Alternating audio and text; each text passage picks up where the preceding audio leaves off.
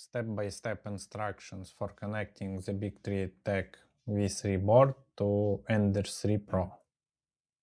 Most of the pins are the same, but some are tricky. So first, stepper motors. Stepper motors should be connected in this order from left to right. X-axis motor, Y-axis, Z-axis and extruder motor. Connector between Z-axis and extruder have to stay empty with stock amount of stepper motors. Big wires is identical to original Creatility board, power supply on left, heating bed on center and hot end on right. Thermistors same as on original plate.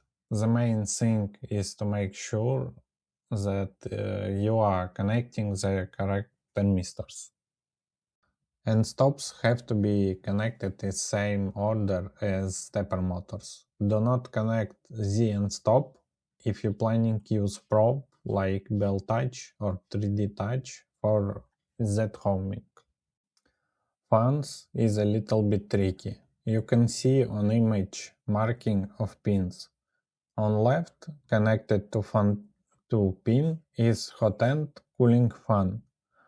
On right, ejected plastic cooling fan connected to fan 0 pin. On top of them, board cooling fan connected to fan 1 pin.